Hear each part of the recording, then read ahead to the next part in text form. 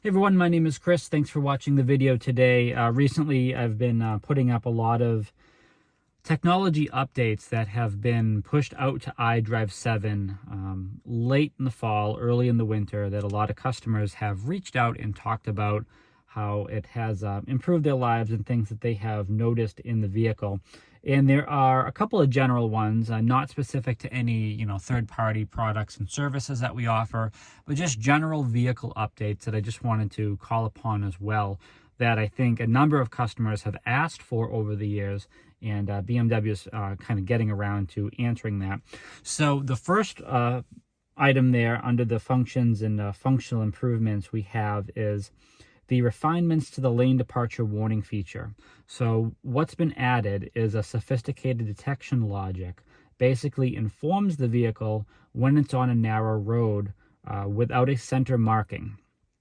And the benefit of this is it suppresses steering intervention, because we have a lot of customers coming in where they're kind of driving on a road. It's the road is too narrow. Someone's on the side of the road. Something's happening, and the lane departure warning system just doesn't understand, and it actually causes a more dangerous situation than actually trying to create a safer one. So that is a much needed improvement, and this vehicle I'm sitting in right now has that system, has that latest software, and I've tested it out numerous times on kind of narrow roads, and it does actually work pretty well.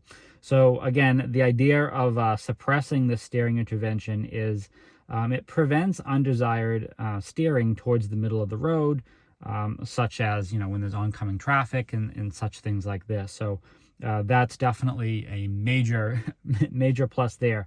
Now, real-time traffic information from BMW Maps now processes data from congestion on turning lanes, and the benefit of that is it provides this optimized routing, which provides more accurate prediction of arrival time. So before, there was a little bit of an issue with that, but now this has certainly cleared that up.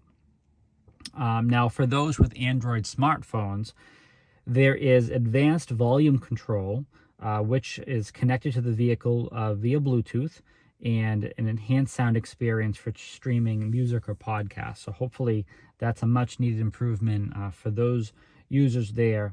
And finally, there needed to be improvements with the key detection for the driver's profile. And so what happens is this can be now recognized when you don't have your key on you. And what I mean by that is, let's say it's in your purse or briefcase, or maybe it's in the second row of seats or something like that.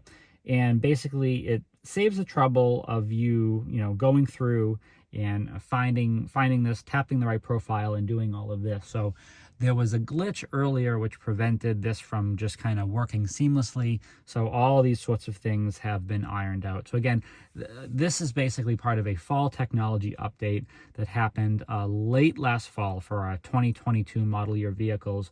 So, we've had the winter and the very beginning of the spring here, we've had this technology in the vehicles, but now customers are now starting to actually see the benefits of these, because they're kind of using it obviously real time, and enough time has gone by where they're saying, oh, this actually is working pretty well. I've been in enough circumstances where the vehicle found my profile, X, Y, and Z, or I was on that narrow road and it did not steer me onto oncoming traffic, or I was on, navigating with congested roads and it updated the traffic and it did this, and that. So, I'm happy to see that these improvements that's been pushed out in this upgrade has been kind of noticed and experienced by customers daily, and it's working out well for them. So that's good. If you don't have the software, if this kind of sounds unfamiliar to you, please make sure you go in your vehicle and check out your remote software upgrade to make sure that you do have the latest software available. It does update automatically. That's the benefit of having iDrive 7, especially in our new vehicles, is it does have that remote software upgrade feature. However, if some updates are too large, they may push to your My BMW app and require the update happen through the application. Now, if that is the case, your phone just has to be connected to the vehicle via Bluetooth, Wi-Fi, and you need to be signed into your BMW ID, of course, in the car. But then once the update gets downloaded to the app, it updates to the car automatically while you're driving. So there's really not much extra you need to do there. But if you have any questions, please reach out to your local BMW Center and speak to your local BMW genius to be more than happy to assist you with all of this. So again, my name is Chris. Thanks for watching the video. Please make sure you subscribe so you can always stay up to date with our latest content. And please stay healthy and safe out there.